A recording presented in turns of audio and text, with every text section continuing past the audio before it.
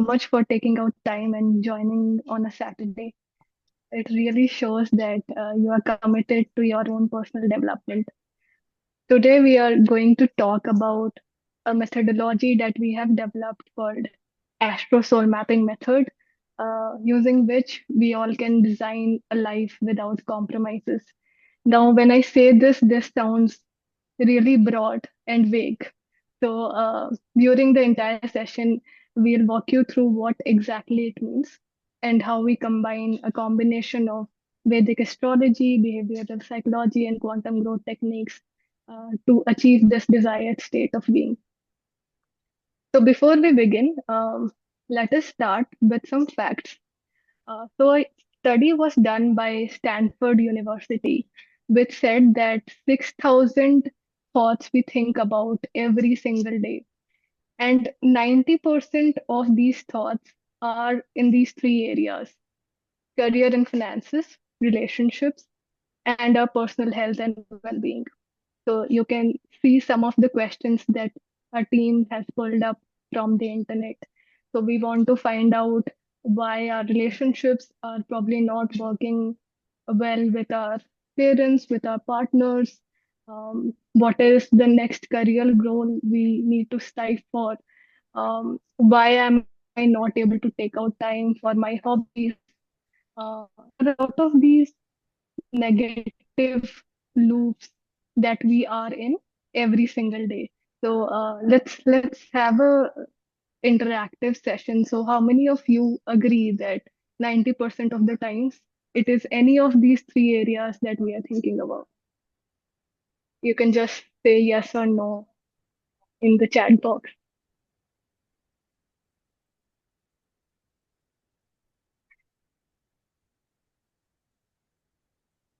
All right. Amrita answers yes. Anyone else? Okay, great.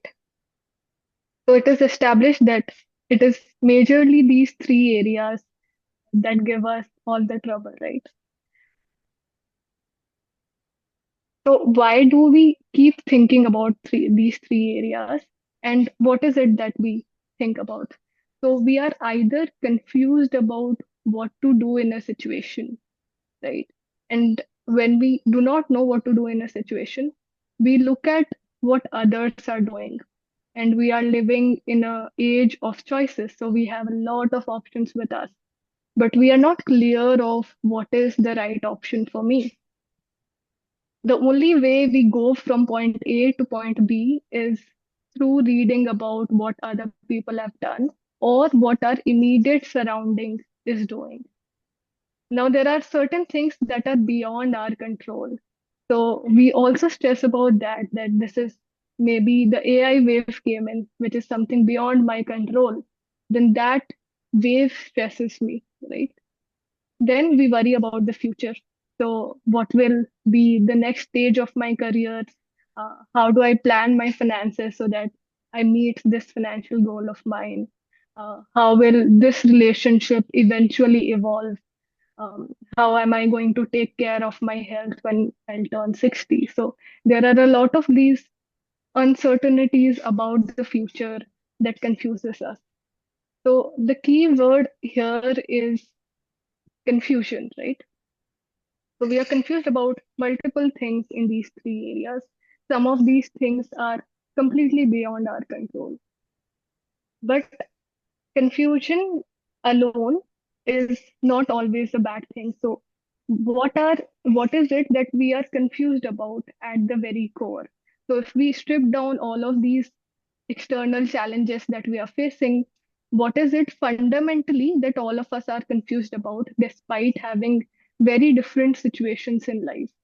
So we are either confused about who am I? So this question, you might not frame it in exactly this language when you are saying it to yourself, but mainly we are not clear about what are some emotions that are really important for us. What is my sense of identity? What is it that gives me energy, and what are the things that take drain out energy from me? What are my hidden talents? What is it that I'm obsessed about, and what is the larger purpose in my life? Uh, the second thing that we are confused about is because I don't know who am I don't know what is right for me. So what is right for someone else becomes automatically right for me because my sense of self is not clear. The third question then comes is what is my desire for the future? So again, this there are a lot of desires that keep coming up, sometimes forced by the external world on us. But what is it that my sense of I wants in the future? What are the experiences that I deserve to have, that my soul craves to have? So these three questions we fundamentally keep asking ourselves, not maybe in the same language, but in a different vocabulary. So confusion alone, as I said, is not a bad thing because it is only when you are confused, it can lead you to clarity. It will lead you to clarity when you are very sure of who am I, who are you. When you trust your judgment, when you have a deep sense of trust in your inner voice, so you are able to trust your gut feeling, what your body and your mind is signaling to you, and you are cutting out all the noise that is external. Then when you understand your strengths and your patterns, so this is very different from the simple SWOT analysis that we do for businesses. There are a lot of nuances to your strengths and also to your negative patterns. Uh, Strengths can be as simple as things like you being a very peace loving person, and whenever there's a fight happening at your home, you are going in and mediating that fight. So that is a quality that is very unique to you, and you might not recognize it right now, but if you integrate it in different aspects of your life, that will give you an edge over anyone else because that is something very core to you, right? Then the fourth and the very important point is aligning with the overall cosmic flow. What I mean by that is there are certain energies active at some points of time. You might have observed in your own life also that there were there was a certain age and a certain time period where you explored certain things a bit more than other things. Maybe at this stage of life, you are exploring some other thing which you might have not thought of. Maybe you are exploring spirituality while as a young person you were an atheist. So these changes keep happening in our life because there are some energies which are dominant at different periods, right? So if we are clear of all of these things, confusion can lead us to clarity, but mostly it leads us to compromise because we are not clear of who we are. We question our gut feeling, our inner voice constantly. So we trust what has already worked for other people or is working, and we go with the same decision that other people have taken. Then we mistrust the wisdom and the voice that is coming from inside, and we live life on an autopilot. So whatever unconscious behaviors I have learned from my childhood, I'll keep taking those decisions even though my current circumstances have changed. So for example, if I have been growing up in a scarcity environment where maybe my family didn't have a lot of financial abundance, but now my situation has changed. But I am operating from the same fear-based equation. So my all my decisions emotionally are being driven from that point instead of my current reality, which maybe is where I have a lot of comfort in life, right? So in the next 1 hour, our intent is this, that we show you a way using which you can go from confusion to clarity and not the other way around, which is confusion to compromise. But before we do that, we'll quickly introduce ourselves, share our stories so that you understand that all of this is coming from lived experience and not something that we have just studied and then passing it on. So you can see my qualifications on the left hand side, but I'll take you through the pictures on the right. So I trained as a classical dancer um, starting from the age of 8. So from 8 to almost 19, over a decade, I basically grew up on stage. So my initial rooting is in Guru Shishya Parampara. I was exposed to a lot of Indian scriptures early on. And with it, like a lot of when you are in a on a stage in a public life, there are a lot of good and bad things that come with it. So a lot of politics and everything that comes with an artistic life. So the journey started from there, and in my late teens, again from an astrological mapping, we were later able to see why that shift happened.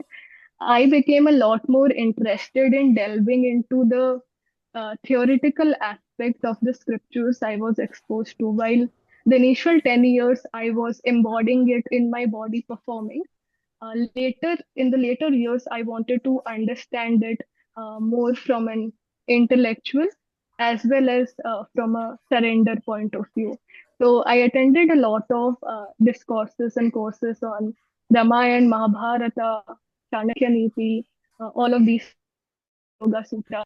So you can see a picture of me with Ami Ganata. She has written a couple of books on Ramayana and Mahabharata and how to practically integrate it into our daily life. Um, then the third picture is of me speaking about Indian culture in Fiji Islands. So, with all of that knowledge, whenever I get an opportunity, I like to speak about Indian scriptures at different places as part of Ministry of Culture and Ministry of External Affairs. Then the fourth picture is a recent challenge that I've taken up, which is swimming. So when we started this venture, started noticing that my energy is becoming a lot more scattered. I am otherwise a disciplined person, but I am not able to focus well on a few things, and I was constantly restless. Um, so using the astrosoul mapping, we were able to recognize that moon, which drives emotions, is in a water-based nakshatra. So my moon nakshatra is Rohini.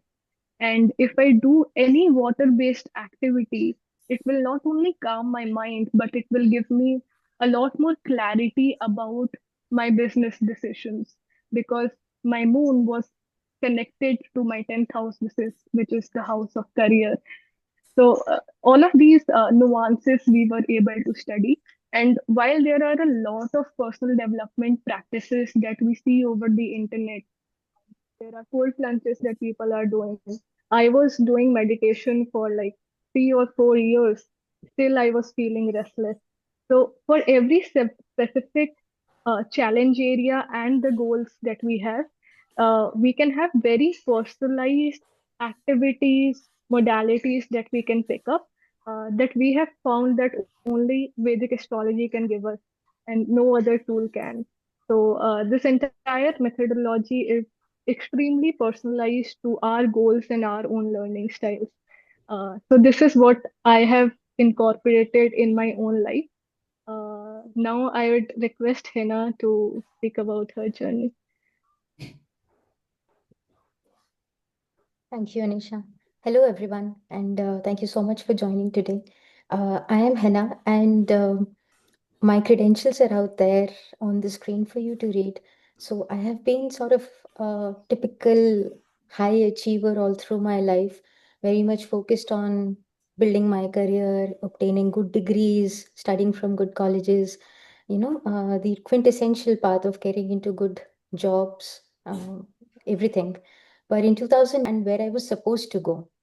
So, the starting point and the end point of the Google Maps that we put, I was unaware of those Google Maps destinations. And that's where I was drawn to Vedic astrology. So, my grandfather was an astrologer, so I guess it probably runs in the genes. But this time, when I discovered astrology, it was a very different sort of astrology, which gave me a complete understanding of what my different patterns in life are, what I'm being drawn towards, why am I feeling that inner restlessness. And on the right side, if you see the pictures over there, these are all actually a manifestation of the clarity that I got after I started studying astrology. So I am a professionally certified astrologer. I did my training from Maga Vedic Academy, where I understood the technicals of astrology. But technicals of astrology did not seem justifiable enough to me to really, go beyond the limiting beliefs that I had about, okay, is this just about it? I mean, am I just being boxed by what my chart is telling me? So that's why I wanted to experience astrology and integrate it with all the studies that I had done about manifestation, mind control, behavioral psychology, the quantum growth techniques that I had studied individually. So that's where I enrolled for a course with Miss Vrinda Bhatt, who's a celebrity astrologer and a holistic integration coach as well. And by combining all this knowledge, that's where we came up with astro soul mapping that we are talking about today. So when I applied all of this knowledge on me, I realized that uh, coaching or teaching, talking about AI, I was driven towards technology to a greater extent. But not every interest towards technology is to manifest in creating Chat GPT, right? So some can also be manifested in different areas. Like for me, it was more about teaching AI to young kids. So that's where I started teaching AI to kids in different schools. And very recently, I took up this challenge of taking up camera acting for myself. Now, this was, again, as Anisha said, um, this was also driven by our astro soul mapping application to our own selves. So I am someone who has uh, n number of thoughts in my mind, n number of emotions in my mind, but when it comes to expressing those, I used to feel at a loss. And while I tried all the techniques, journaling, therapy, and so all those things that generally are recommended, nothing quite worked for me. So when we went to astrology and when we looked at our own charts, when I looked at my chart, I realized that I have a very heavy first house. So first house is our own personality, our own internal, the what drives us, what the personality that it is. And I realized that there were so many different facets of me which wanted to really express themselves out, but at the same time, uh, stay covered and hidden behind the security and the privacy of not exposing myself enough. And all this combination actually pointed towards something which I'd never thought I would experience in life or I would take up is acting, which I took. And uh, I mean, trust me, that was one of the greatest experiences I've had in my life. I would honestly say that I feel more connected with myself now and feel more confident about who I am and how to express myself. People who know me have seen very visible changes in me, some very uncomfortable changes for them, maybe, but yeah, some very visible and good changes for me as well. So, yeah, so combining all of this knowledge, this is where we came up with AstroSoul mapping. And because it has created such a profound impact in our lives, we felt a compulsive need, or you could say that it felt like our own purpose to bring this out and share with you all and hopefully uh, pass on the benefits to you all as well.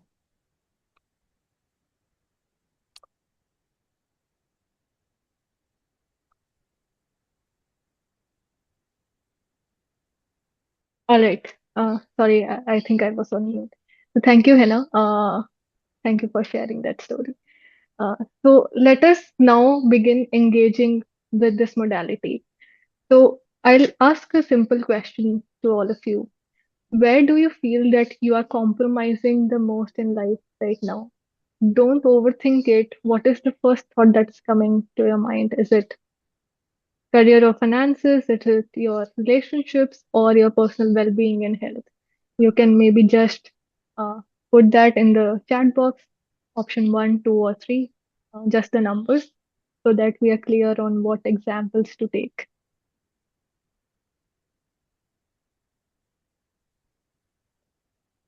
Two, one, two, one. Don't know.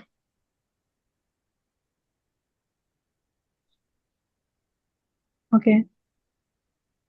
So a combination of one and two.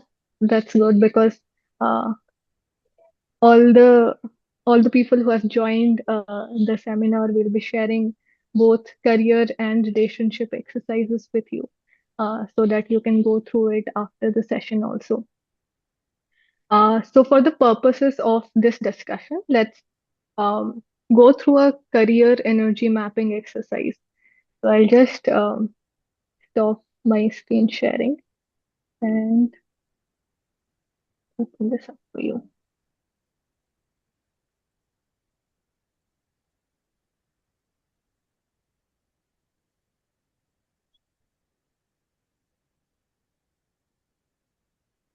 All right.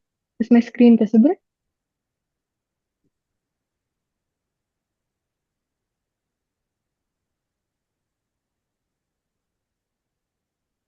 All right. Okay. So we start with the first question. So the purpose of these exercises is to help you see exactly where you are confused. So a lot of times it happens that we go through a feeling of disconnect, dissatisfaction, lack of energy in our life, and we are not able to pinpoint why exactly it is happening. Though this exercise also will be a place for you to put all your thoughts down. In our later stages, we'll be able to pin down why you are feeling this way. So, this is just a place where you put everything that you are feeling out. So, but we have a goal-based approach to astrology. So, it is not just the challenges, but challenges related to what are the goals that you have in that particular area. So let's say we have selected career. So the first question we have for you is, what do you want to achieve in your career? So there can be multiple goals within this. So maybe I have put out, I want to be in a leadership role.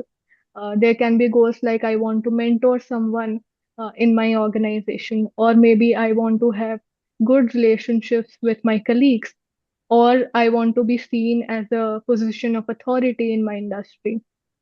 Right? So these are all the goals that you can write within the exercise. Now, against each goal, what we'll write is what comes naturally to you to help you achieve this goal. So, for example, I have written that I want to be in a leadership role. So, for this, to achieve this goal, I have a natural tendency to nurture people. I like talking to people and I can take fairly good risks.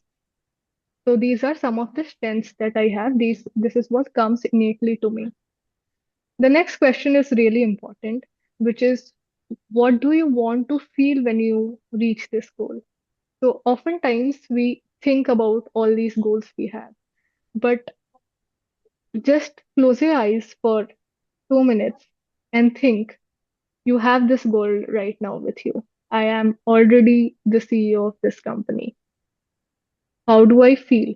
What is the feeling that I want to derive from this experience? This is the feeling that your soul wants to have when it achieves any goal in life. So maybe I want to feel respected, I want to feel loved, and I want to feel inspired. Right? Similarly, you'll have a combination of feelings that you want to experience when you achieve any goal of yours. Next question is, so whenever we put out a goal, we also immediately think of why it won't happen. So in this case, maybe I say that I am not very patient with people and I don't know how to deal with office politics. I've already done that previously, and this always happens with me. So I am a bit scared of again going into those situations. So you can put out what are the challenges or obstacles you feel will stop you from achieving this goal. Next question is, how confident are you in overcoming it? Right? So again, there are a couple of options. So you can simply say, I feel lost here, I doubt myself, I'm not fully sure, I'm somewhat confident, or I'm fully confident. So actually, one of our past participants shared this that She only signed up because there was an option to say that I don't know or I feel lost. She had tried even going to Sadhguru's inner engineering course. She had tried a couple of other coaches and modalities, but she said that everywhere they start with what is it that gets you into a state of flow, or what is your purpose. And she was like that, I don't know my purpose. That is why I came to you. So even an answer like I feel lost here is a good enough answer, because then you know exactly where you are not clear. You're not clear of things, right? Um, then the strengths that you have put out, do you think that there is a natural alignment between your goals and your strengths? So here also we have yes, no, or unsure. So sometimes the goals we have put out are naturally not aligned to our strengths. So suppose I am a person who is very strategic in nature, but I do not want to go out into the limelight. So a complete leadership position would not be good for me, but a strategic position, something like product management, will be better, because then I am not the face of the company. And then again, an important question is, does your current workplace or role support the goal that you have? Because no matter how hard we try, there we should have some supporting energies outside of us to help us achieve the goal that we want to strive for. And then finally, do you have the support or guidance to overcome this challenge? This also will nudge you to think deeper on where exactly you're feeling stuck. If all of these are positive for you and this is something that you are not sure about, then you know that it is just guidance that you are lacking. Everything else is already in place. All right. So you can try this exercise out. Maybe you even mentally thought about some of these things while I was speaking. So now let us go to the next stage. So when you were writing these, thinking about these things, and when you do it for yourself, you will realize that the most difficult part to answer is what emotion I want to feel when I achieve this goal. Because when we think about goals, we just think about, okay, I need to get to this anyhow. But we never think about what experience it will give me. How will I feel when I have it? If I have it tomorrow, how is my life going to change? Right? So this happens because a lot of our goals are not truly ours. They are copied from our environment. So a French philosopher called René Girard called this term called mimetic desires. So these are desires that we borrow from people around us. So all the people that we are hanging out with, if they are probably buying house in a city, we would want to do that. If there is a overall trend in the country that everyone is starting up, then we set into this FOMO that, okay, I am so talented, I have so many skills, maybe I should also start up. But maybe your core energies are more aligned towards a stable career and a stable home life, and that is where you feel peace. You do not feel peace in going into the uncertainty of the startup world. Similarly, there are a lot of these goals that we strive for, but they are not truly ours, right? So, but how do we differentiate between what is a mimetic desire and what is our soul desire? There is a concept in Vedic astrology called Atma Karaka, which is your soul planet, which gives some insight to it. But before that, I'd let Henna take this up and share this conundrum also that we have.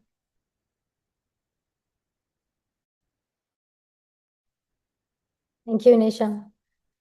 Yeah, so right. So why is it really important to know what we truly desire? I mean, it's always like so many advices we get. Stop thinking about all this purpose, blah, blah, blah, blah, blah. Just simply go with the flow, right? That's easier. But so why is it important?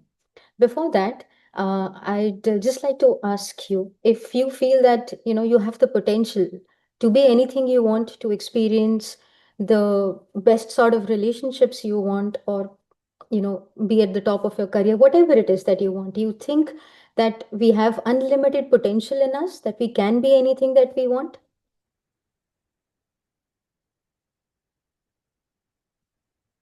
Yes. Okay. One yes only. We all don't think we can be who we want. Yeah. Right. Some more yeses. Okay. Yes. So the answer to this is yes, a resounding yes with an exclamation. Thank you, Adit. Right. So yes, we definitely have the potential to be all that we want, right? So we'll borrow a little bit of understanding from the principles of quantum physics over here, and that's what we call quantum growth techniques as per. So see, potential is basically, we now know that physics also establishes that all matter is energy, right? So quantum physics goes a step further and says that potential basically is all possible states of energy that exist. So essentially, at this point of time, I could be climbing up Mount Everest, or I could be performing a concert somewhere, or I could be talking about Vedic astrology, astrosoul mapping with you. Now, what I chose to put my energies on, right? When I say I, it's not this physical being which is limited by its own set of capacities, but let's say, whatever it is, you call it your energy being essentially, which is a combination of these energies. It said that, okay, let me focus on right now talking more about learning about astrology, and then talking more about it, experiencing it more. So this became my reality because that's where I put the focus on. So essentially, if you look at it, all potential states of energy, they do exist for us. We certainly can be whoever we want. But and wherever we apply the focus is what manifests into reality. So focus is whatever we are paying our attention to. And that's why it becomes so important what content we are consuming, what anchors we are attaching ourselves to, because that is what drives our thoughts, our energy, and that is what drives our focus and manifests it into reality.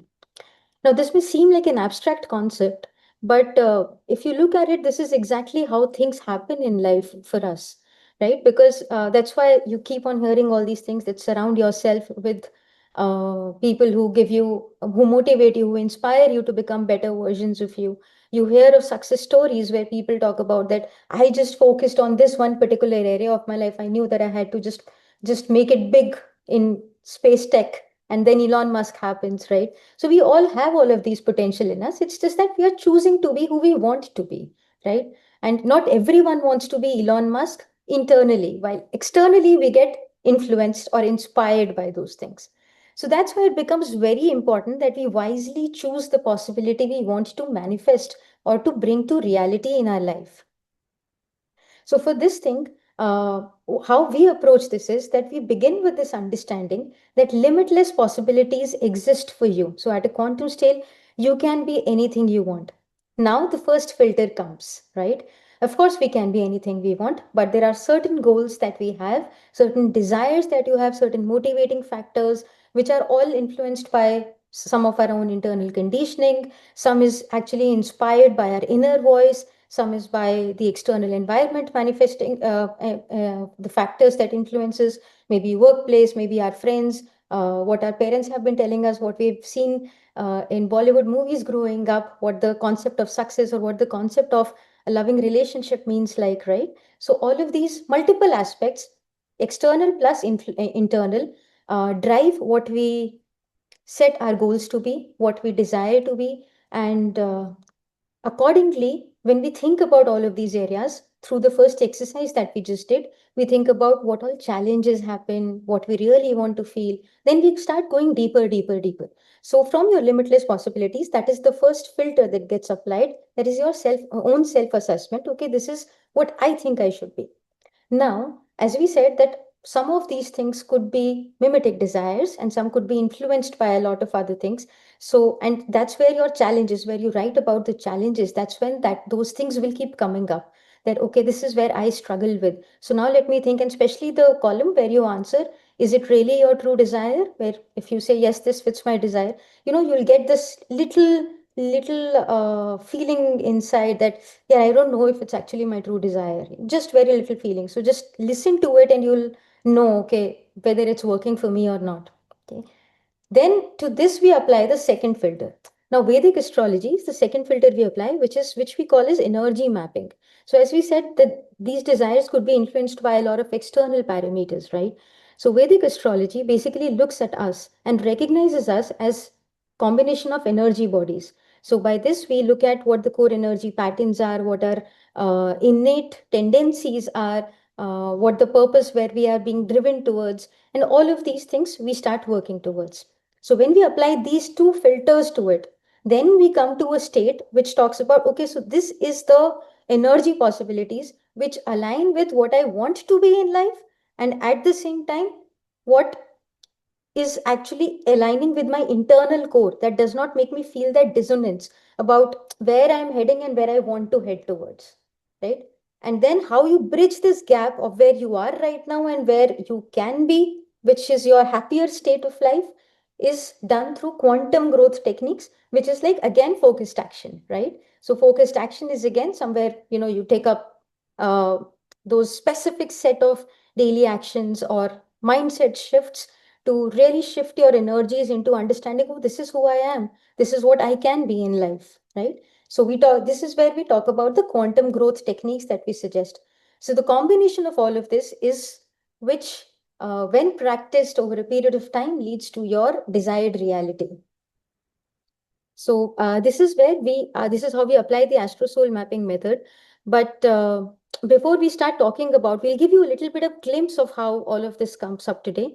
But before we talk about this, I'd just like to get an understanding of what you know of Vedic astrology. Basically, what your experience has been with astrologers. Have you ever been to astrologers?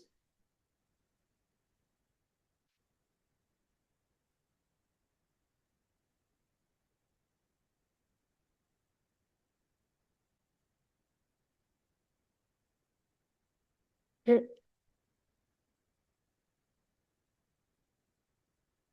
Right. So some of us have been to astrologers, some of us haven't been to astrologers. Now, what has your experience been like? I mean, what do you feel? Do you feel that astrology is something which is, it'll work for you, or it's something which feels like, no, I don't really want to restrict myself? Or what was your first, or do you just go when your parents want to match the kundlis?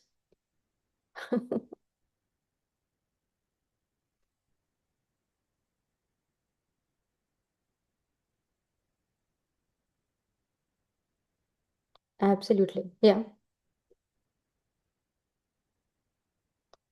Thank you for sharing that, Amulya. Actually, this is the core of, yeah. This is the core of what we're going to be talking about in the next few minutes. Right, right. See, okay, see, so astrology traditionally, it always has a very, it has a Absolutely right. So it has got a very restrictive connotation or some sort of a, will not say a restrictive connotation per se. A very traditional connotation is something that we have been hearing about it since ever. That these are the planets out there. These planets govern you. So if you have a Rahu over there, Rahu Dasha happening, oh my God, everything's down. Shani is causing this thing. No, all of these things we keep hearing all over the place. Today we're going to look at a very different perspective of astrology. Okay. So we're going to look at astrology as energies, energy mapping. So Vedic astrology is going to be talking about mapping different energy combinations that make us who we are. All right. So about 5,000 years ago, ancient Vedic rishis recognized what physics now recognizes, that all matter is energy, that we are all energy combinations. And it is the interactions of these different energies within us that makes us behave in a certain way, that makes us react to situations in a certain way, that makes us expect certain things from our own selves, from others, have these certain set of dreams in our life. It drives our action in some particular manner. I'm sure you would all agree with it, right? That it is essentially our mood is driving us somewhere, that okay, as I feel a little low on energy, I don't want to work, right? We all say this way. So see, when your energy is low, your action ka drive is also low comparatively, right? So this is a different combination of energies. So now, if you look at it, this entire thing, uh, you can look at it as like a mathematical equation. Now, for us, we understand Vedic astrology as this nice, complex mathematical equation, but just for the purpose of this discussion, we have simplified it over here and shared it over here. So it's like a combination of these energies. So things which we known as planets, these are not planets like external bodies out there. It's not those things. It's essentially grahas. In Vedic astrology, we call them grahas. So these grahas are essentially psychological expressions, these different energetic expressions that lie within us. So you might have obviously listened to all of these terms, Saturn or Shani. That is your energy of discipline, your energy of perseverance, patience, okay? The commitment that you show. You might have heard of Mars or Mangal, right? This entire year there was so many talks about Mangal year and Mars year and everything, right? What is Mars? Mars is your energy of aggression, your drive, something that is motivating you to really march towards, or bring, act on certain things, right? Then Rahu, right? You might have heard about the word Rahu so much. People talk about it. If you are into astrology, sorry, astrology, into astrology, as in if you even refer to the internet memes out there, right? या नहीं तो राजपाल यादव का dialogue सुना होगा, राहु बैठ बन के बैठा है कुंडली पे मेरी, all of those things happen. So if you look at it, Rahu energy is essentially our energy of obsession, our passion about obsessively wanting to do something. So all of those who are building something in AI right now, you guys are all Rahu motivated at this point of time to, just build something very futuristic. So that's where these energies are playing. So if you see, these are all energies driving us. So there are 9 core energies. And as you can look at the chart, which is on the right hand side, those which are marked by these circular objects, and below this you can read those symbols. These are all the 9 energies, that base 9 energies: Rahu, Moon, Mercury, Saturn, Venus, Jupiter, Ketu, Mars, all of these. Okay. Now there are different domains of this energy expression, right? As I said, people might be driven towards making something in AI, right? So that is when your Rahu is probably in your house of career, or in Rahu, house of technological exploration, correct? In the domain of it, as it is experiencing it over there. While someone may be obsessed about maybe reading scriptures, right? So for them, it is in a domain which is talking more about scripture. So these are different domains. It's almost like different rooms in a house that we have. So, and they all have different purposes. So while, for example, your first house is about your personality, and the first impressions that you create, the expression, how you express yourself, right? Then your fourth house is about your internal world, your emotional resilience. Your sense of belonging is where it comes about. Your seventh house is all about your relationships, how you experience or connect with others, how much you are influenced by others, and how much of absorbing you are doing of others in that scenario, right? Your eighth house is about your transformations, uh, the transformations that you go through in life, the changes that bring about that drastic, the key turning points of your life. So all of these are different domains in which these 12 domains in which these energies get expressed. Then there are micro energy patterns, which are nakshatras. So these are very subtle flavors which further go into detail about how these energies are expressing themselves. Like Anisha mentioned that her moon is in Rohini Nakshatra, correct?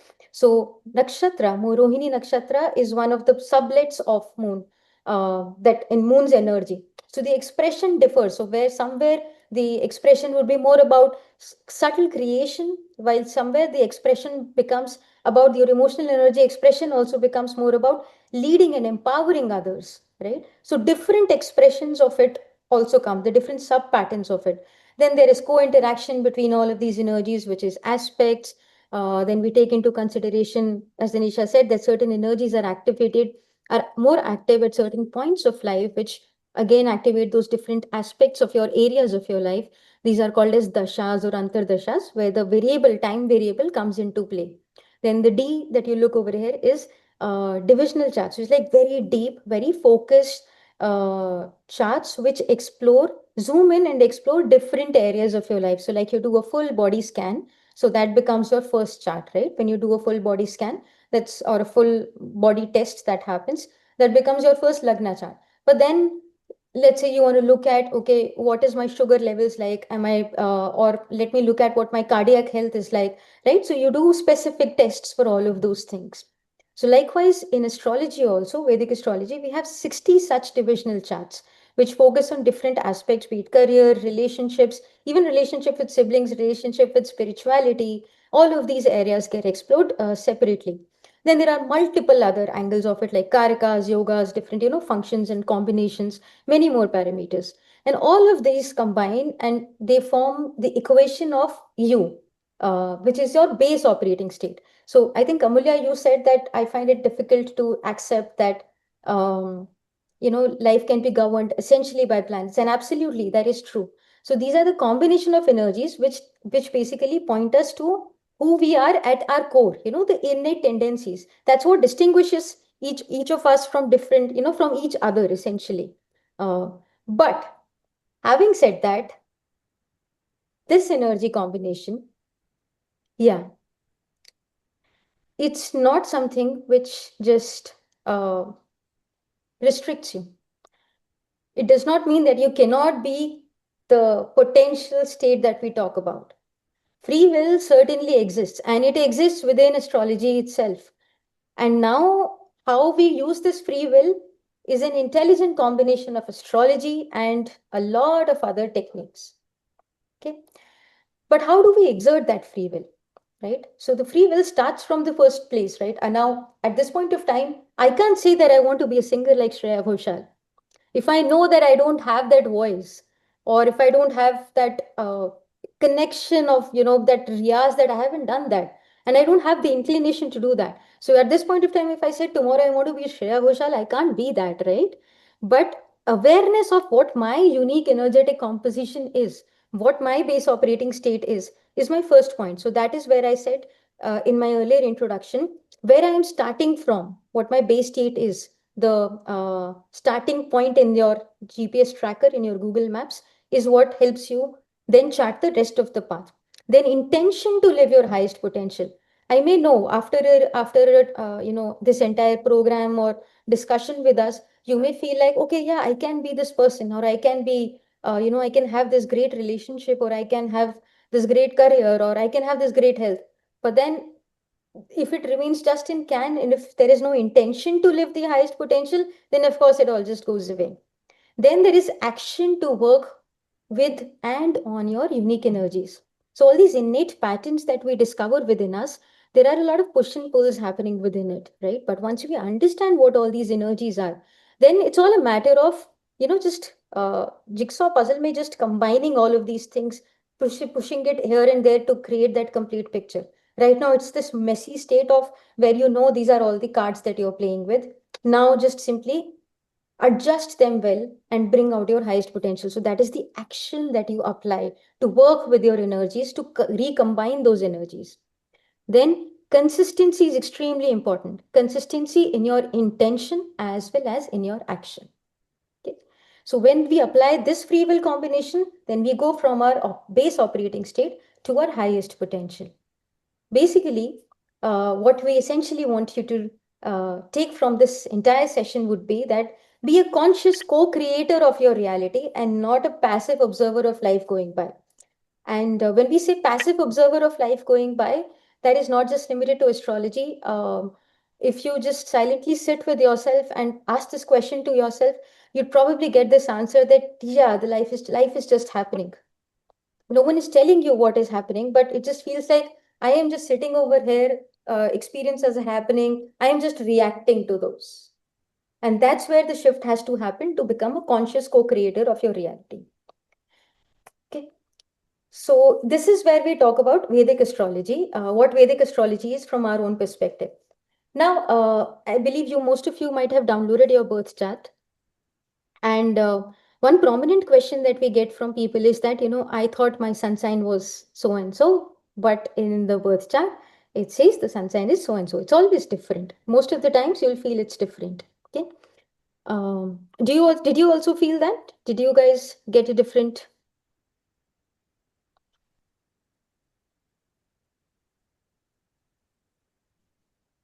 Yeah. So most people would feel, yeah, right. Correct, right. So yes, let me explain to you why that happens. It's important to understand the intricacies of this. We're not going into technicals of it, but let's say if I have to deliver a parcel to your place and I ask you your address, okay, and you tell me that, Henna, my address is Rohini.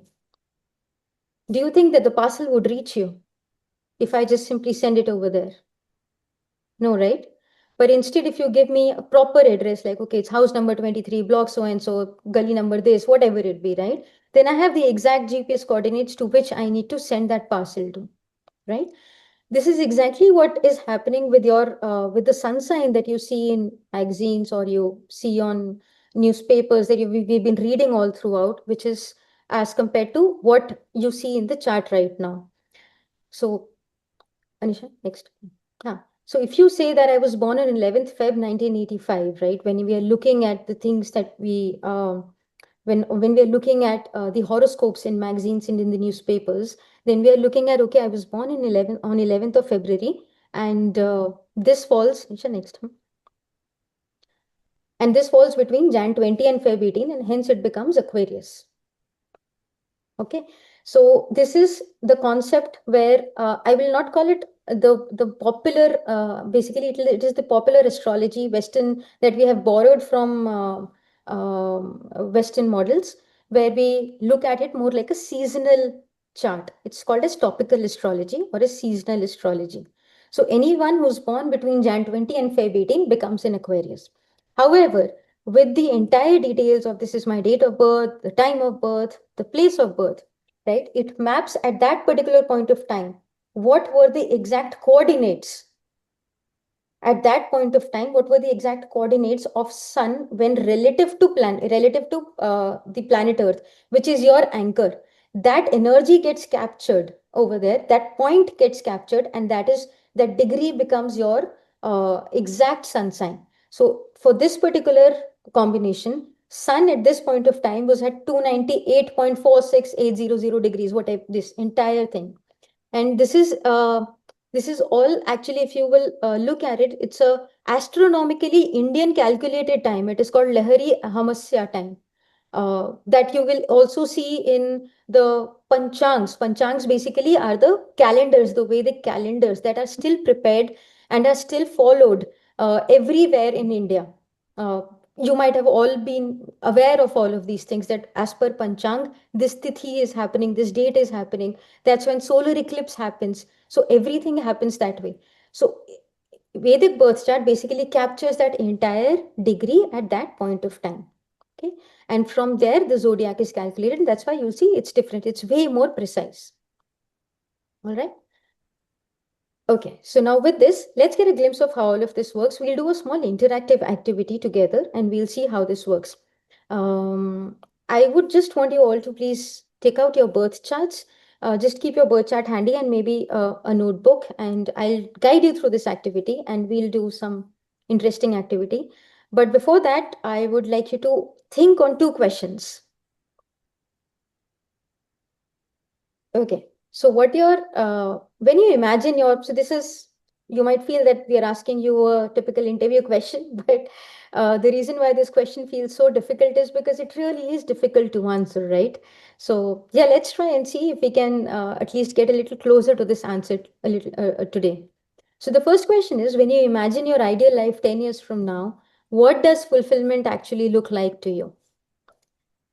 And the second is, like, which areas of life do you find naturally gravitating towards, or, even when you feel that you're supposed to be focusing on something else in life? Okay. Just take 2 minutes. Just note down your answers. You don't need to share it with us, but just note down whatever comes to your mind, the first thing.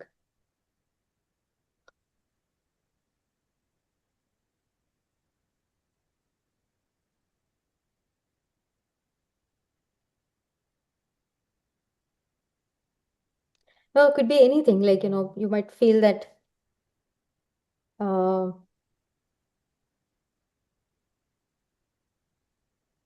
you want to focus, you feel like you're being pulled to, right now you feel like you want to focus more on your career, but you feel like, I think my relationships are suffering, I'm not putting in much effort over there, and you feel guilty about it, maybe. Or it could be the other way around, or it could be both the things are, everything's going fine. No problem at all, right? Actually, could I please request you to put your cameras on? It'll help us make this more interactive. Thank you, Jyotirmay.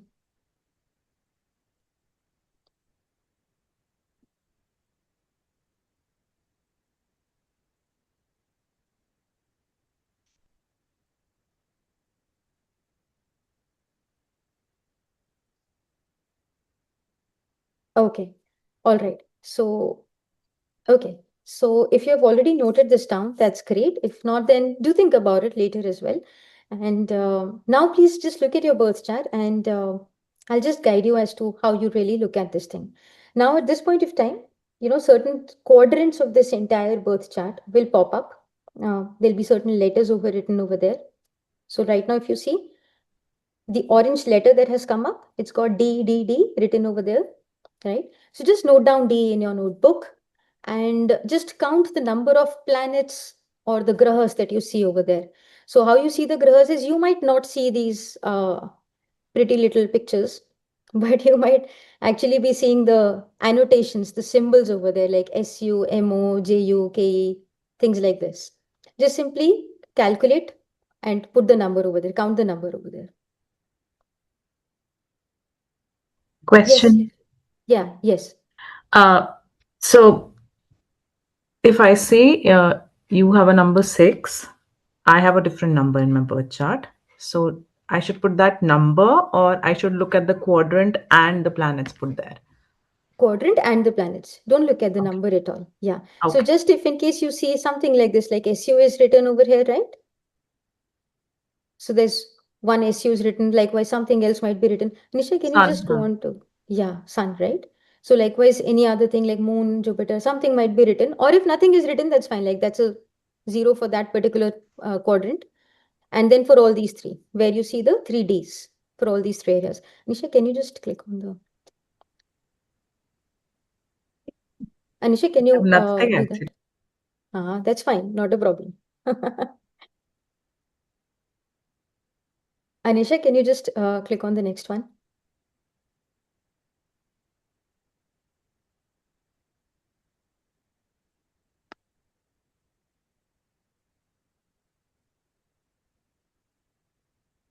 Yeah. So you see that for this particular chart, if you saw, it was just D is equal to 1. Anisha, click on this thing. So let's show the green one also, na? Bus, just one. That's it. Yeah. So if you see over here, right, this, and then this green one also pops up. So now look at this green one. This point, this over here, if you see.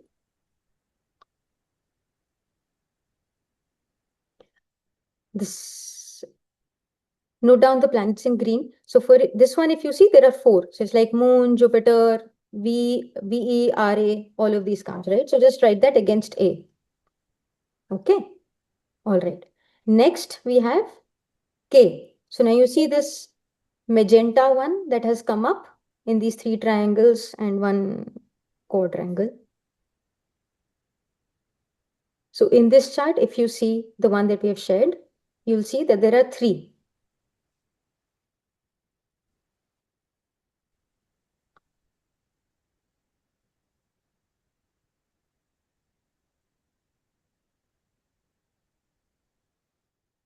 And then finally, a new blue one. Okay. Okay. Yeah, sure.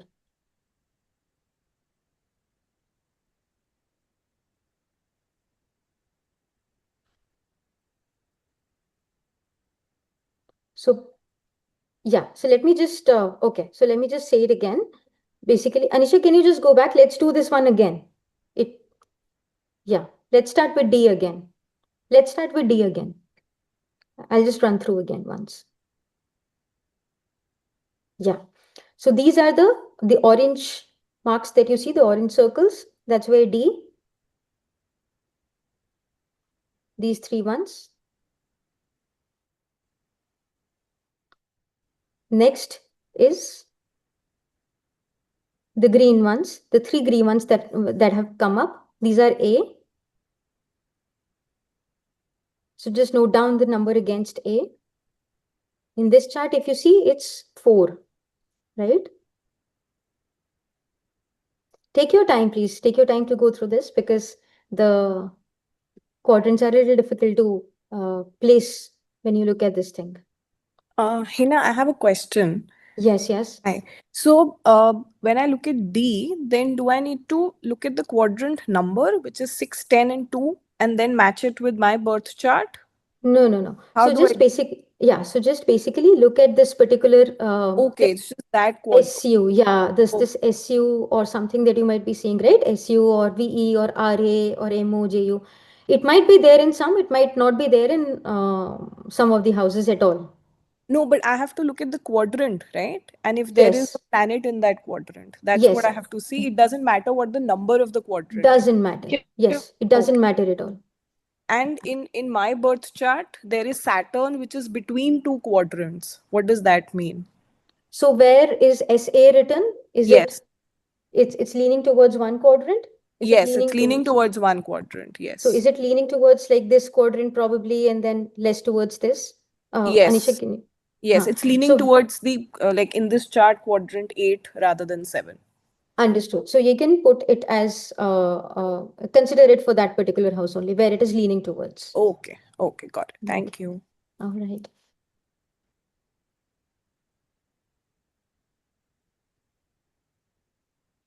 Okay. Then likewise, if you see the next one is the magenta one that comes up, which is K. Okay, so this K is these three quadrants that I've again highlighted. Whatever planets you see over there, just simply count the number. There's no need to look at any other thing over there. Like what the planets are also, you don't need to bother about. Just simply count the number, that's it. Whatever the number you see. Could be zero also, and that's absolutely fine. Okay, so next is the blue dot that comes up, which is M. Anisha? Huh. The final one that now comes up is M, right? So it is the last, the final, the remaining three quadrants.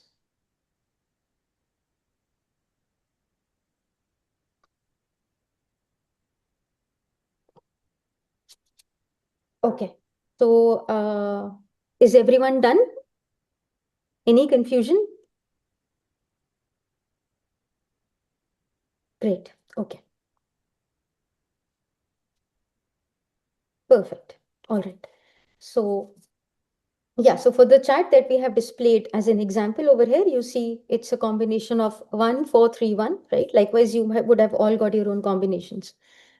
Now, what this DAKM actually means. So, as per Vedic philosophy, these DAKM are basically four different domains of life, which basically cover all the different aspects of life that can encompass within it. Okay.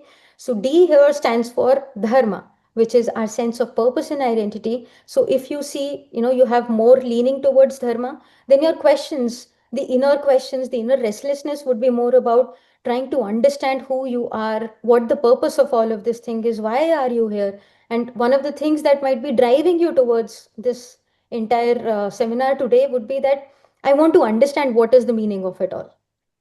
Okay, so that is D is dharma.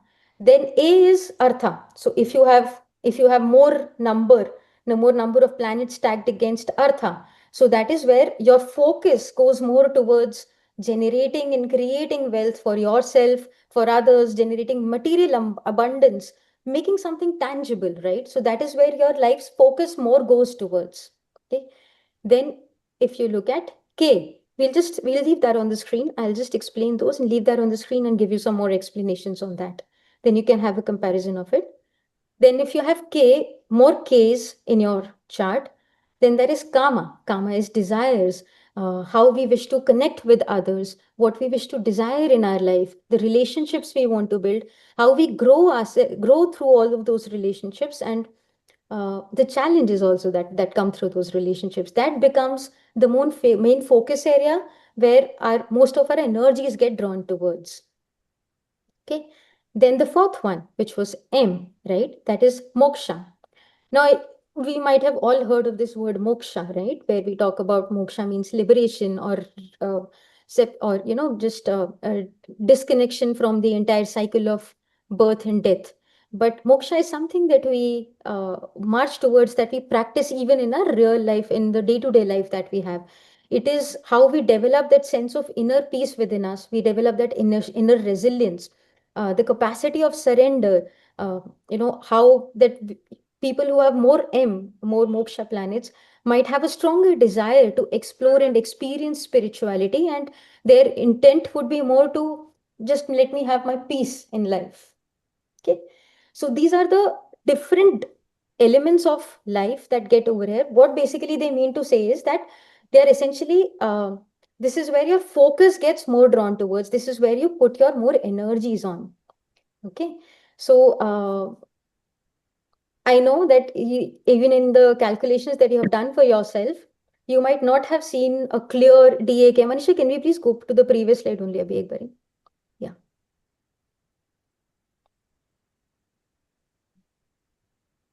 Right. So in your charts, do you feel like you have a very clear, resounding yes to any of these parts of life? Yeah? Yeah? Great, great. And do you feel like it really resonates with you, or do you feel like it isn't my focus area right now? No, na? Huh, okay, great. See, that's what the thing is. It's not necessary that that becomes your, that is something that you might be experiencing as a focus area in your life.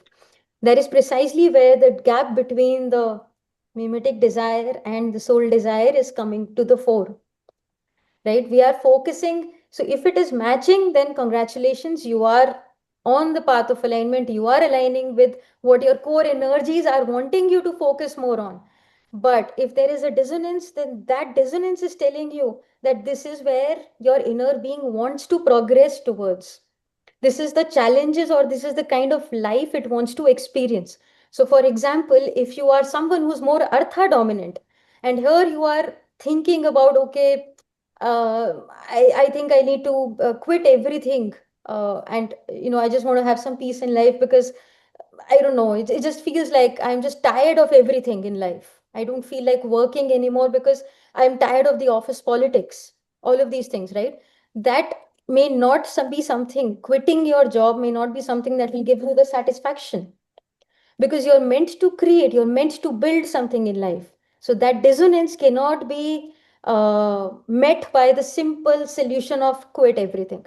It has to be met by the artha dominant things only. Create something that aligns with your purpose. Now let's go deeper and look at it. So, sorry. Yes, Here sir. question. So how Yes, do I yes, know yes. which one is dominant? Because mine is evenly distributed, almost Huh. 3-3-2-2. 3322. 2-2. That's so. Congratulations, Aditi. People who have these evenly distributed, that's That is where my the problem. so focus actually is divided in all different facets of life, right? Everything has to Yeah. be balanced then. Yeah. Yeah, right? But that's Okay. also possible, no? Because then what you do is you understand your base realities, base core energy patterns, and then you work towards it. So where is 3-3? If you can share. It's the DAKM, right? So three three Yes. two two. So dharma, artha is 3-3, kama and moksha is 2-2. Perfect. So now let's look at the next slide. You'll get some of your answer, thoda Okay. sa. Then we'll Okay. talk about it. Huh. Perfect. Okay. So, right? So most of us actually do not have a very clear DAKM. We don't have that. No one has that. Like, because if someone has like 7D or 5A or 6K, right? Then the life is literally pulling you in one direction so much. You're obsessing so much over one part of life that it does not really, uh, make sense. Like you just leave everything else. But that doesn't really happen, right? We're all living, bhulok bolte hain na hum log, we are all living here and we're all experiencing different facets of life. So you'll all see different combinations of it. Like Aditi, you saw a prominent dharma artha combination. So 3 3 total milake 6 is there, dharma artha, right? Yes. Likewise, all of us have, right? That's dharma artha. Likewise, all of us have different combinations. Someone will have a more artha kama, someone will have a more uh, moksha kama or moksha dharma. So now let's look at how this happens. Like in this chart, if you see over here, it's got 4 artha and 3 kama. So it's got more artha kama over here. So just for this chart, if you see over here, success without pleasure will feel empty from within. because artha and kama are both there. So generating wealth as well as building nurturing relationships is important. That will draw the most focus area in life, while at the same time searching for meaning and searching for inner peace is also important. But they'll not draw a lot of focus. Like entire energy goes on creating wealth and building relations. Likewise, dharma and artha combination, right? Now this work actually needs to mean something. Work cannot happen if there is no purpose to it. You will feel like, what the hell am I doing? Why am I, really investing all this time over here? And then what happens is, like, external manifestations of things keep happening, where you just keep on moving from things and you feel that internal dissonance. I'm not enjoying what I'm doing. Even if wealth is getting generated, I'm not enjoying what it means, right? And work needs to mean something. Most of us who are, at their in their corporate life, are at the stage of life where we feel that we need to do something of purpose now, something that gives me real satisfaction. Are feeling that dharma, artha, energy more at that point of time. Aditi, does that resonate with you? Yes.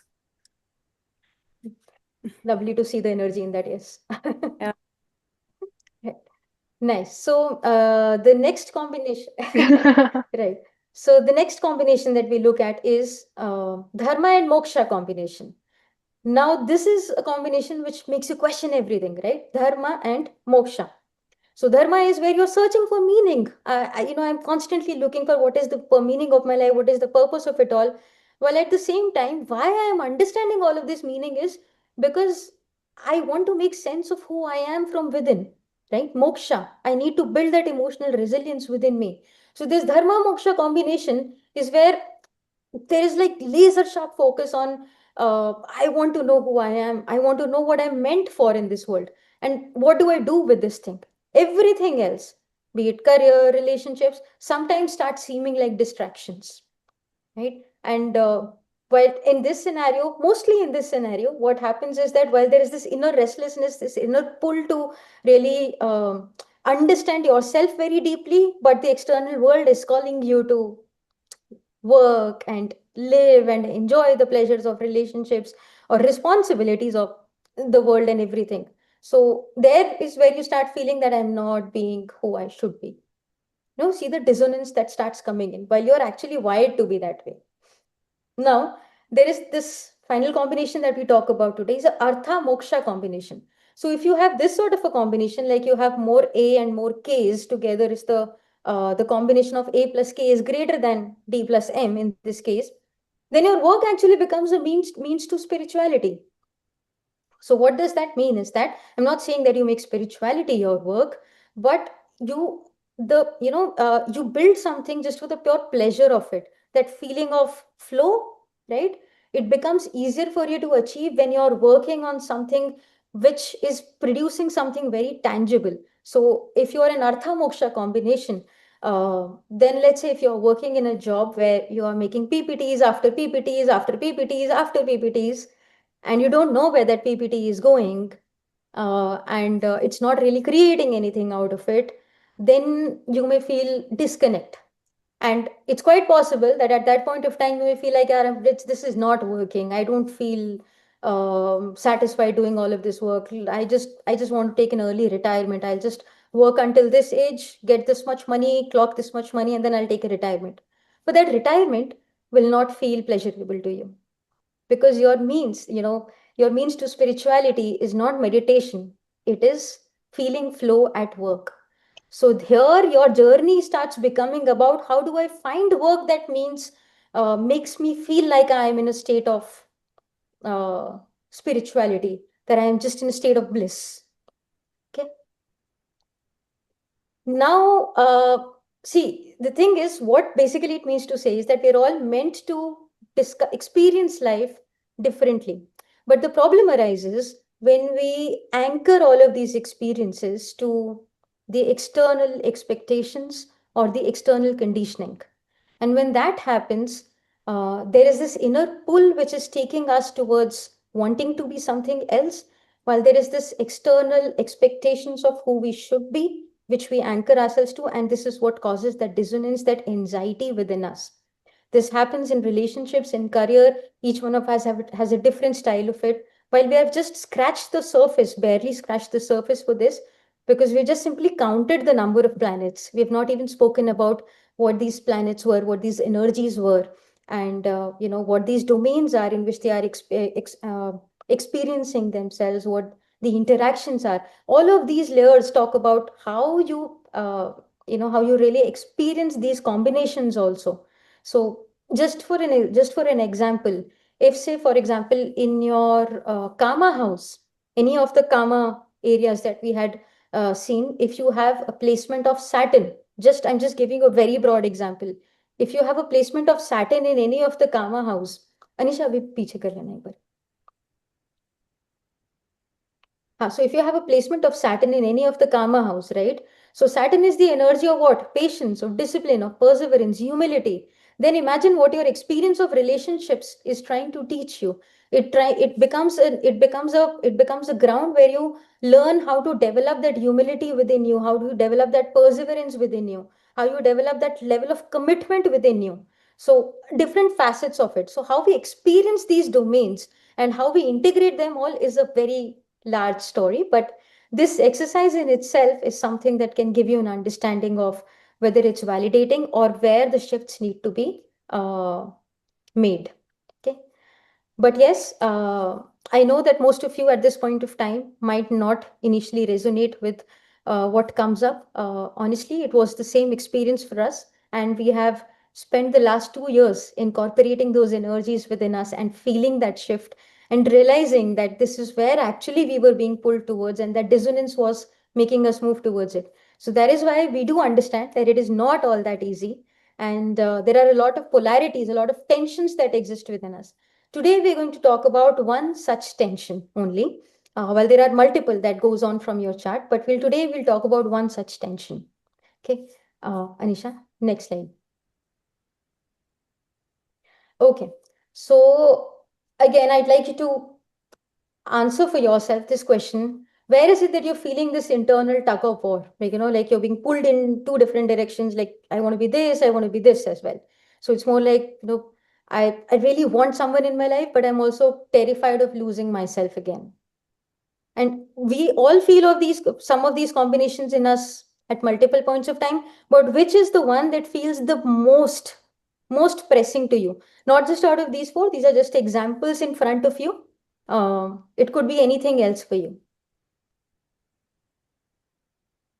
If you want to take a minute right now to think about it, just think about it. Lucky are you if you get the answer to it.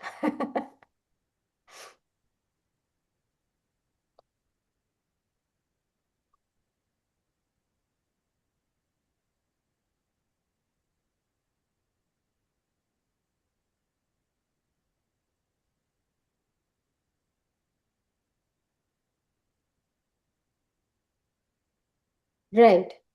Right. So most of us feel these tug of wars very differently for our own selves, right? Someone may feel it more in the area of relationships, and someone may need the feeling of privacy versus sorry, what do you call that?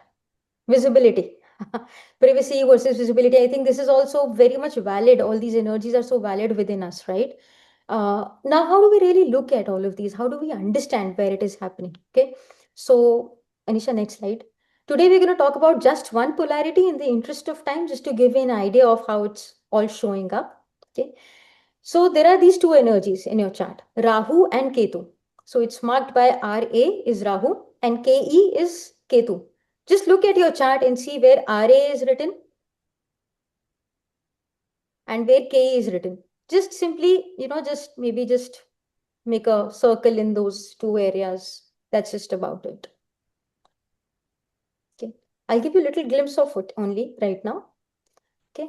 So basically, see, it's a all within us now. We have this pull and push energies. So Rahu energy, wherever your Rahu energy is sitting, right? And you can have a look at it. You can map it to the chart. There are explanations written of some of the domains. Maybe you'll get an idea of it, whether it's being called towards you or not at this point of time. So Rahu is where you have this irresistible hunger, like you cannot control it. You really want to experience that facet of life, but at the same time, that is also something which is giving you too much of dissatisfaction or confusion in life as well. Like you feel overwhelmed by it, so much overwhelmed by it that sometimes you just want to give it up, don't want to do anything about it at all, right? And that is where the polar opposite pull lies. It's literally the polar opposite pull, which is the Ketu energy. So now Ketu energy is something, it's in a in in Jyotish, basically what we call, what we say is that Ketu energy is something which is what naturally comes to you. It is your past life gift also, in a manner. Okay, it naturally comes to you. So let's say if you are uh, if you are someone who's got Ketu energy in the domain where you see over here in the fourth house, okay, over here, maintaining peace, negotiating peace at home, disconnecting from everyone and feeling at peace within yourself, maybe something that you have really practiced upon, and now you feel like, I feel that I'm okay. I can get that emotional comfort within, at home. I'm fine with it, right? Very relatable. Great, right? So you feel that sort of pull over there. But at the same time, the polar opposite part of it, which in this chart, if you see Rahu, is where you feel an irresistible hunger to grow. So people who noted three over here, you might have this combination where you felt this hunger to actually build something, to make something big in life, but at the same time, you just want to feel at peace. You just want to let everything be. You like feel at home. I don't want to go out. Yeah, I just want to chill at home. Sometimes you might feel like that. Sometimes this energy might also come up like, I don't want to be. When I'm at home, I don't even feel at peace at home. That combination also comes up. So basically, what it means to say is, this is the tension that comes up, right? While I want to grow, I also want to feel at home. While I want to feel at home, I'm not able to feel at home. So I want to grow, right? So this is this tug of war. Let me just build something then. Okay. But you keep getting this build something. At the same time, it keeps on saying, बहुत हो गया, I just don't want to do it. I'm exhausted. I want to be at home. Peace. Right? So this is the tug of war that keeps happening. So you can look at, this is one example that we have shared. Again, there are different manifestations of it with zodiac. There's numbers that you were asking of earlier, right? Which number, 9, 6, 3, 12. These are again the different houses. They have different flavors to it. So how these energies are experienced and they manifest in your life are again different flavors. But just by looking at this chart, you can get an idea. So for example, if you're someone who's got, let's say, RA in this house where 7 is written right now. Okay. And then there is KE where 1 is written right now.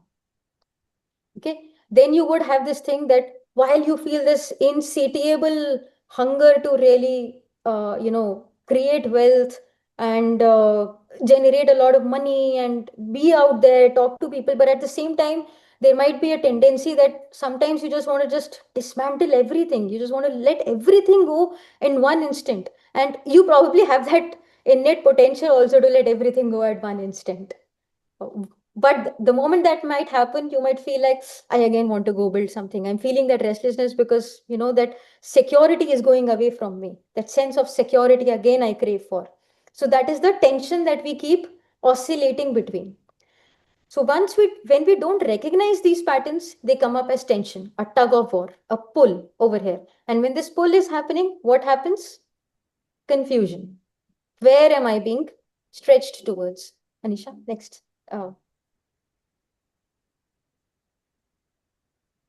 Yeah, that is when the confusion happens. But when you integrate as in, just for this example, if you look at it, where your Ketu energy, which comes naturally to you, is where it says that, let's say you become like someone who's able to build that emotional resilience, who becomes like an emotional anchor for others. If you're able to build that sort of a thing, if you can understand what a sense of belonging means, or you have developed that, or you're still in the process of developing it, that becomes your innate talent, right? And Jyoti, you want to say something? Just a quick question. If I look at the house numbers, so there are quadrants and then you've put house numbers. Yeah. Uh, The details that you've put, like career and public recognition, is it attributed to that quadrant or the house number? That quadrant. That quadrant. Okay. Yeah, so you can ignore the house numbers completely. Okay. Okay. Yeah. Okay. So yes, as we were saying that when you integrate it, right? When you integrate, let's say from this chart, when someone's integrate their sense of understanding what it means to be at peace, what sense of belonging means, and then you integrate it in your career, right? So how that works is that you know that understanding consumer emotions, understanding what would stakeholder emotions, if you integrate that energy over there, these energies will have a tendency to get satisfied, and it will create something magical out of it. Like you will be able to satisfy both the push and pull. Take Ketu as the foundation, grow towards Rahu. Okay, this is a very simplistic explanation that we are sharing with you right now, because multiple layers go into seeing how you experience this, and we analyze all of these things, but in detail um, when we do a full interaction with you. So, but yeah, this is how we go from understanding who we want to be through our self assessments, and then understanding what these energies are telling us, and then integrating all of these things to reach to our desired reality. So through these two exercises today, I hope you got some little bit of understanding about what contradictions exist within you. And I'll be glad, honestly, if in case you sit over here right now and feel that I don't think I am able to incorporate all these energies. I'm incorporating all these energies that have come up for me right now, because that's where your understanding of the dissonance will spark, and that's where you will start taking steps for yourself. To be honest, I've not been able to, the push and pull of Rahu and Ketu that you suggested, I'm not able to gauge that basis the details that I put, to be honest. No problem. Would you be okay to share? Yeah, I think my Ketu was in D3 and Rahu was in K1. D3K1. Sorry, which one are you? Okay, so if so, my Ketu, I'll just tell you. Wait. Yeah. So my Ketu is in where you have number 2 written. That's where my Ketu is. Okay. Okay. Right.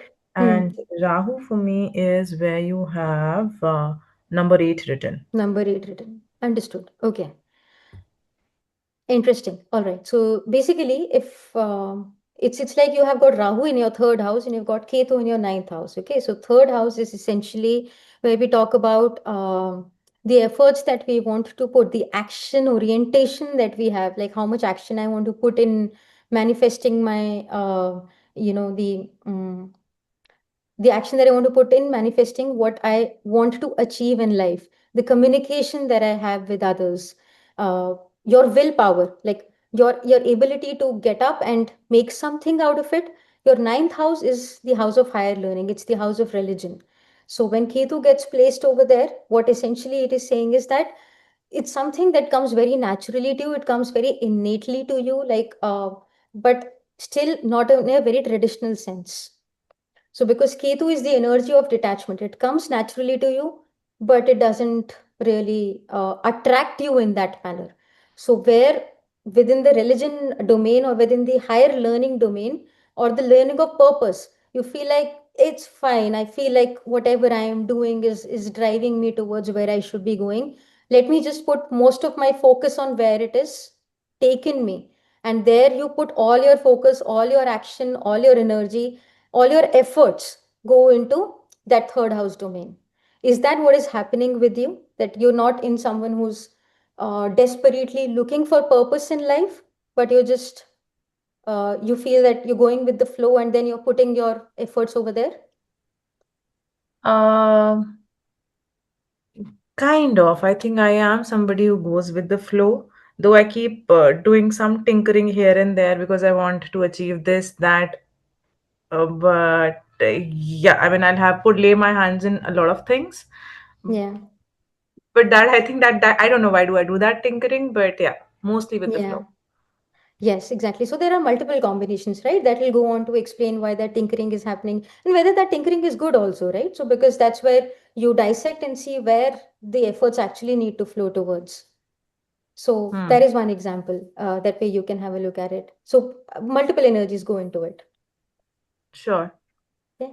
Okay. Jasleen, I think you've shared. Please share about Ketu in 11th and Rahu in 5th also. Acha, okay, I'll do that. So Ketu in 11th and Rahu in 5th, essentially. So 11th house is again, if you look at the 11th house is where the fourth, where you see the four icon. For others who do not know which the 11th house is over here, is where you see number four, which is like networks and long-term goals. Okay. And fifth house, if you'll see, is where actually 11 is written in this case. Sorry, where 10 is written in this case, which is creativity and innate talents. Okay. So when we talk about Ketu and education, sorry, Ketu and Rahu in this case, you might feel this really like when you're talking with your friends or your communities, or you might have this innate tendency that I'm not going to go out and ask for any help from my friends. Like even if they can help me with any sort of networking, I would not really reach out to them. Or it's fine, I don't really want to go that, and I'm okay. Like even if in the friendship domain you feel like okay, there is something which it's not that great, you're okay, you're like it's fine, I feel like I have good friends, and I don't want to make a lot more, do a lot more networking over there.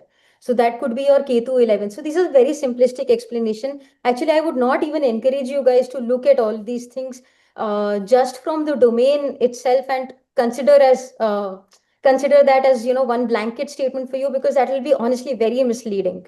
So then it'll what will happen is that there are different flavors to it, like zodiacs, the aspects that are being casted over each other's, the numbers that are written over there, conjunctions that are happening. Like in this chart also, if you look at it, right? So your if you in this just in this chart, Rahu is sitting with Venus in 10th house. Venus is a very different energy. It's the energy of desires, of express, of how you experience beauty, self-worth. Venus is your self-worth, and your Rahu is sitting with. So this combination manifests completely differently. So if I give you a very simplistic answer to it, you'll honestly not gain anything out of it from that angle. But take this understanding to just see that these are the domains where I am being pulled and pushed towards, but these are also the domains where I need to look at how to integrate it, is one thing only that I would request you to take from this.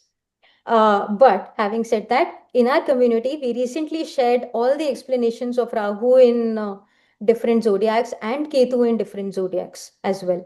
So I would invite you to please have a look at it. We'll share both of these things again. You can map it and you can have an understanding of it. We'll share all of these again with you. Anisha will share it again in the after the webinar, so everyone can map to their thing. Okay. So Right. yeah. Exactly. And yeah, so I'd also like to add that whatever we are sharing right now is very simplistic understanding. So if you are making a dish and you have just used one masala, it is something like that. So we need to see like different combinations. So right now, in the exercise that Hannah was taking up, we were seeing just the quadrant, and if Rahu or Ketu is placed in there, but the actual analysis which is done is a combination of quadrant, what nakshatra is placed, what is the zodiac of that quadrant, then what planets are placed. If there are multiple planet placed, then within that quadrant, what other external energies are influencing. And if you have specific goals, suppose if you have a career goal set out, then we'll zoom into that quadrant and that will create a separate chart. So this is, as we suggested earlier also, that it is a really complicated equation. What we are sharing right now is just a perspective for you to understand that these energies manifest in such a manner and there is a way to integrate it. But these are not the final analysis, and do not take any Yeah. decisions or do not make any assumptions about yourself based on this. All right. So, if you have gone through both the exercises and now you are curious about how you can experience astrosoul mapping and work with us one on one, here we'll be taking you through the detailed process that we have, and you'll get like a lot more accurate analysis and results and clarity on where you want to lead your life to. So I'd like to introduce yourself, our Uncompromised Life program, which is a 4 week long program, and it is based on astrosoul mapping method. Our inspiration to make this program was through a lot of conversations that we are happening. We applied it on ourselves, and by now, amongst hundreds of people.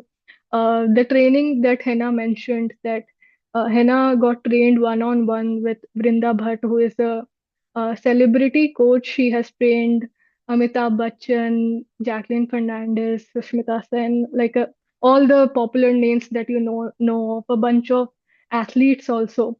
And in that process, we recognize that those people are able to get to excellence because they have the right support. And there are a lot of people like us who are not able to get the right kind of coaching and direction, even though we are doing wonderful work in our life and we want to work on ourselves, but we are not able to get that support.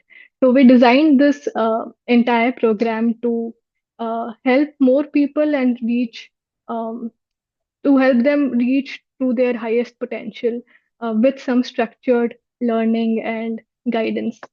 So I'll quickly start with what we do on the first week. So as soon as you sign up, we have a welcome ritual. So what it basically means is that all of us in our childhood are accustomed to learning in the same manner. So all of us go through the same classes, same curriculum, same kinds of tests, same modality of testing our skills. But in with respect to our core energies, everyone learns differently, and everyone has different sorts of confusions and challenges when they are incorporating those learnings into their life. So we ask you to select one focus area, the three focus areas that we had mentioned: career, relationships, or your personal growth. So you select any one area which is important to you right now. Why one is because if you narrow down all the distractions, you will understand there is one thing that is deeply calling you, and not everything, right? So you'll be able to focus your attention into one particular area. Then we ask you a question about how do you want the session to feel. So some people want direct, actionable advice. Some of us want the big picture. What is my end game in life, right? What am I meant to do? So there are different sort of options that you can select from.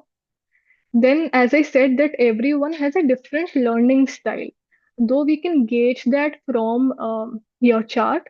But at every point of time, different, you are more accustomed to a specific lifestyle.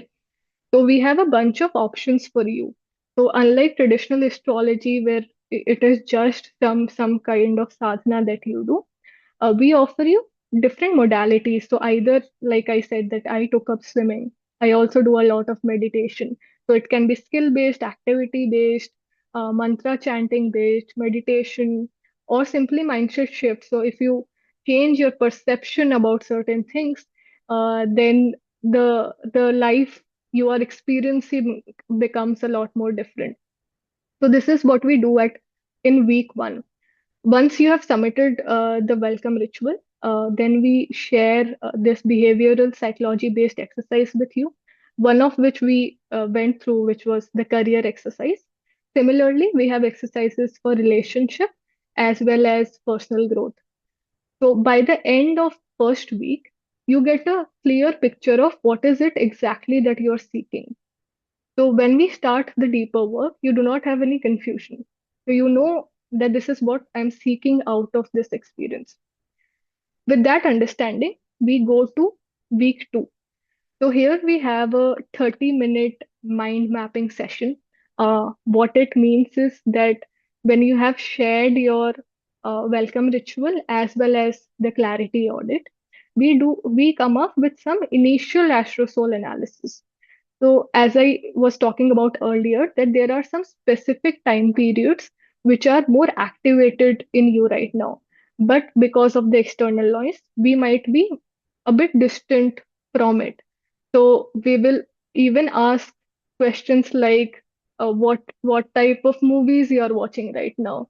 Now, to you, it will sound funny, but it will help us understand where your philosophy of life is evolving. So, or maybe your current time period is supportive of you expanding your network, but you are in your exercises, we can see that you are not putting much thought to it. So, we'll nudge you in the right directions by asking you certain clarifying questions. And within this session, we'll be able to connect some dots. So, by the end of 2 weeks, you will have clarity on where exactly you are standing right now, so that the next session, the astrosoul mapping session that we have, you can gain maximum out of it. Until and unless you have this clarity, the session will not absorb, and you won't be able to ask us the right questions during the session also, right? uh, Next we have week 3, which is a 120-minute, 2 hour, a bit longer uh, astrosoul mapping session. Here we go very deep into cross chart analysis. So what we were discussing right now was just your birth chart, which was the D1 chart. As I said, that you can zoom into every specific area. So depending upon your goals, we zoom into your divisional charts. Plus, we talk about specific nakshatras that are placed, specific zodiacs, combination of multiple energies. So all the challenges that you have listed out in your clarity audit, there can be 7, 8, 20 challenges that you have listed out. We'll break those down and bring the focus to 2 or 3 patterns that are repeating. You won't even realize it, but unconsciously, there are these patterns from which you are taking decisions in your life. And it is important to understand those patterns. Some of them are good for you, they are actually benefiting you, but some are limiting you. So then we finally suggest Astro Soul recommendations, which are quantum growth techniques based upon the learning styles that we have already established. So, as I said, maybe you are already practicing something, but it is not giving you that sort of a result. Like earlier, we had someone who was very education as well as Artha dominant, right? So generally, when we talk about Artha, we say कि Lakshmi की पूजा करनी चाहिए. But if you have this combination, simply doing Lakshmi sadhana won't benefit you. It should be a combination of knowledge and Artha, right? So yeah, we go through all of these things, what you truly want, what are the emotions underlying that are helping you, that are taking you to a stage where you are taking decisions unconsciously, where you feel stuck, what are the patterns that are repeating, and where exactly you need rebalancing. Some patterns might be good, so we do not need to let go of that, but some might be causing certain challenges. So we would rebalance that energy. So by the end of the session, generally what happens is that you feel like you have a heavy weight taken over your chest. You exactly understand why you have taken certain decisions in life. You regret a lot of things less because you know that these were the energies that were driving you. Some people feel like crying also. Some people feel extremely relaxed. So this is like a deeply, I'd say, experience that will impact you for at least a year, and you'll have a lot of clarity on where to take the next stage of life. Here I think we have put out a screenshot of how it looks like. We have hidden the birth chart because we take care of the privacy of whoever participates with us. We are extremely conscious of it, so whatever we discuss, the specifics of it never gets shared outside of the session. And we even recommend everyone to not put out your charts out in the internet and ask questions. That is because your chart is basically an energy body, so you do not want other energies to interact with it. Even when we do the sessions, we follow very strict spiritual hygiene. So we have our own specific practices whenever we engage with someone. Finally, fourth week. So up till now, all the participants that we have had uh, came up. Their session ended. Their program ended after the third week. But this is something that we have introduced new, which is a 15-day progress and accountability sort of a tracker. So you'll get one bonus week. It moves on to the fifth week also. This is because both of us have very dominant dharma houses. So even though we have done our job, and if someone is not integrating it in their life every single day, we feel hollow inside. So we want you to truly change after this experience. So for the next 15 days, we'll have this exercise for you where you put out whether you have practiced the exercise. If not, where it is that you are feeling stuck. And if you are more conscious of the patterns that are happening in every day. So we ask you to record everything for the next 15 days.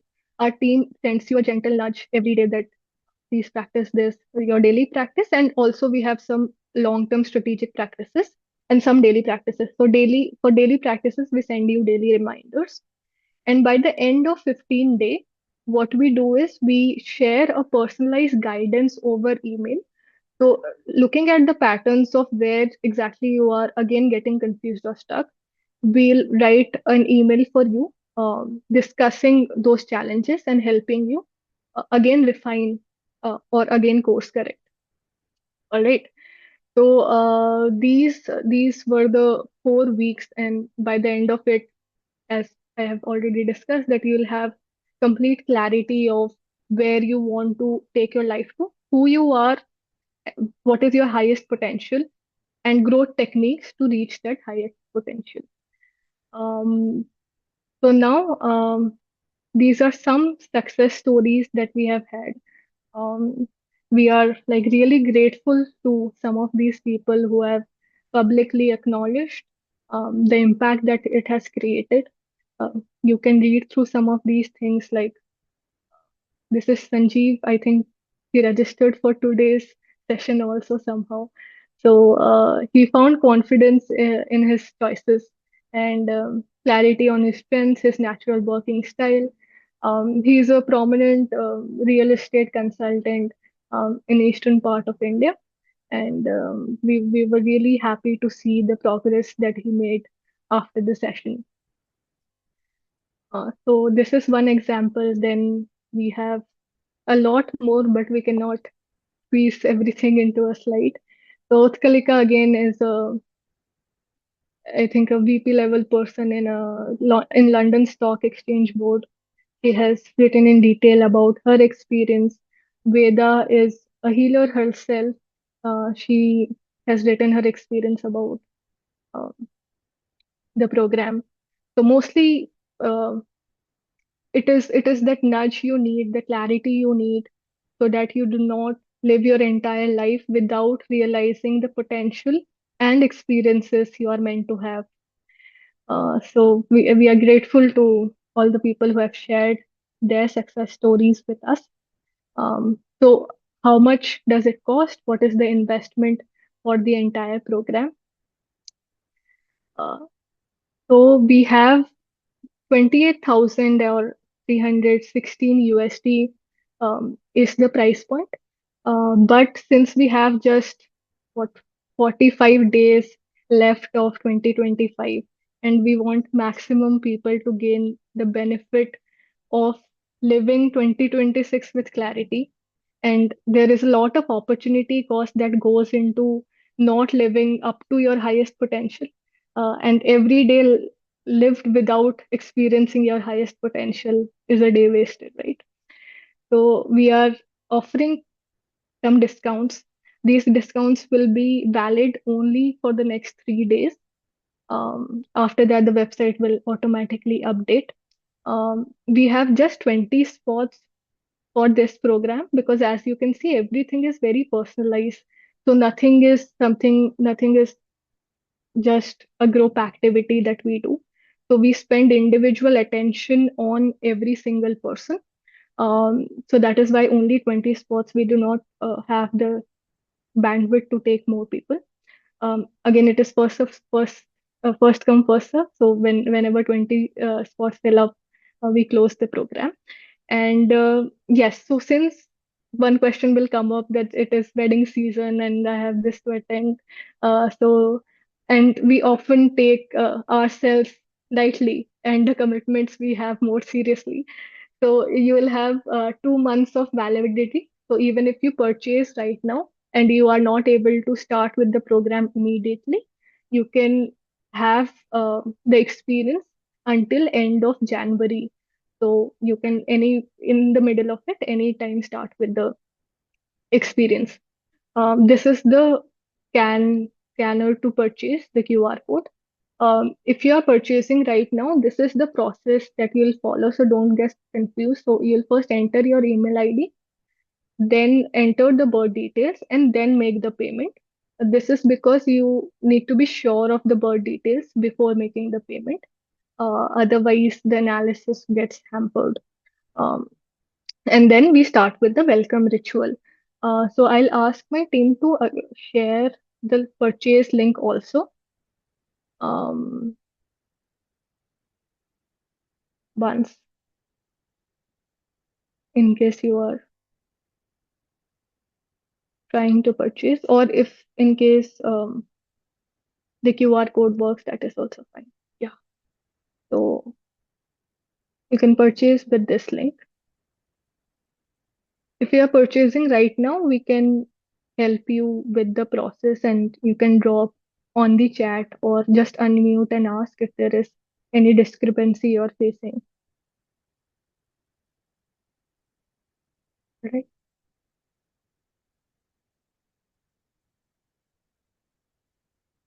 Okay.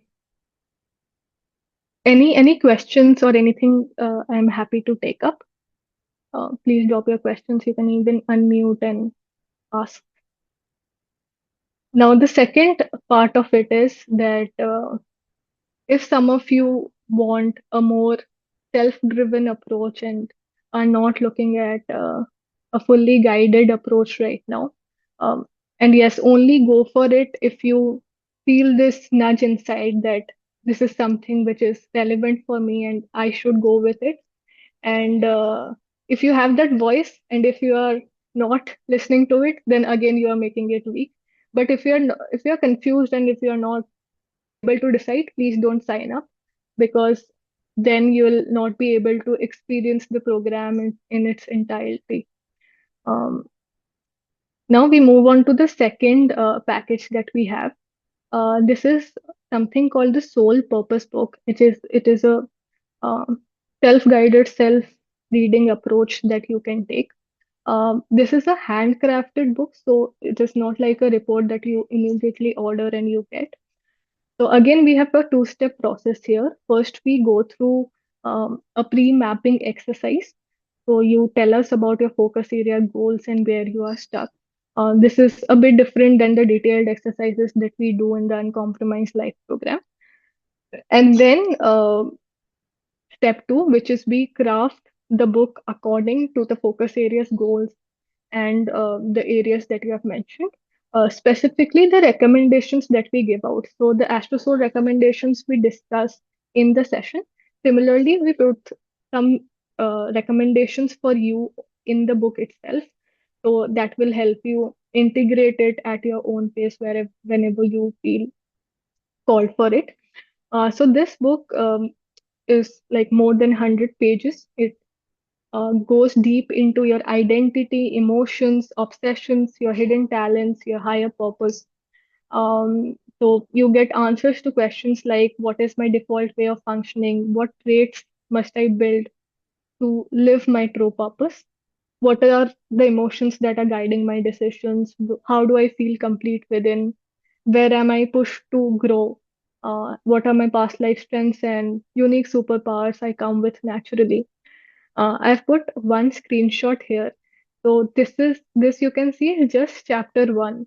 So if we analyze all of these details, it will just chapter one will take you at least 1 hour to cover.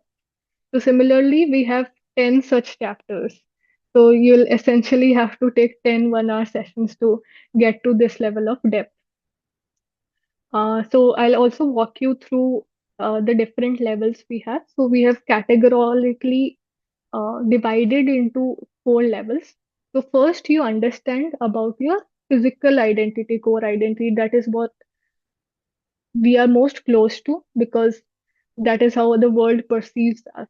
So we understand what our instincts are, what is our vision, inner vision in life, what are our emotional core, what feelings we feel more than others. So there might be certain causes that you are most drawn to, while other people are just emotionless about it. So a lot of people um, feel drawn towards pets, but others might not have the same kingship. Then we talked about Rahu. So where is it that your energy naturally flows? What is it that you are obsessed about in this lifetime? So this is all that we cover in the first level. Now, when you understand the physical body, then it is time to go beyond it, like to understand what is it that your soul innately you want to experience, right? So we draw a connection between your mind and soul. So here we talk about Atma Karaka, which is your soul significator or the soul planet. You'll find that this planet is a baseline theme in your entire life. So whatever you do, this energy is always significant. So maybe if someone has a wisdom oriented energy, then even when they're cooking, they'll find some wisdom out of it. So whatever energy is dominant in your Atmakaraka will have a reigning theme throughout our life. Then level three, we talk about your superpowers. So what are the things that you have already mastered in your past life and how it will creatively expand in this lifetime. So a lot of you will maybe have an innate talent for writing. You don't even have a specific you haven't taken a specific training for it, but you are just good at it, but you are not integrating it in your life right now. So we talk about a lot of these hidden talents and superpowers that you have. And then finally level 4, which is astrosoul recommendations based upon the goals and challenges that you have mentioned in the first exercise. We customize these recommendations and 7 power statements for you. These are basically affirmations that you can practice every single day to get closer to your being. So this entire book is designed in a manner, it is not a one-time read. Anybody who takes it goes through it multiple times and at multiple stages of their life. So this is a lifetime guide that you keep with yourself.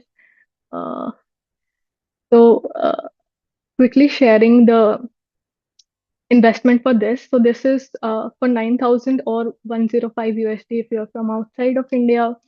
And again, we have an year-end offer for this. So this will cost you 7,161 and 78 USD. Again, the offer is valid for the next 3 days. And one special thing that we do is people who complete that 15-day integration exercise, because we are very adamant about that you make visible changes in your life, we gift this to you. So you essentially get that entire thing plus this also. Uh, if you go through the 15-day integration challenge, and then we share this with you also on email. So again, for the purchase process, here is the QR code, and you can enter your email, your birth details, then make the payment, start with the exercise, and after 7 days of the exercise, you will receive the Soul Purpose book. So yeah, if I'll ask my team again to share the purchase link for this.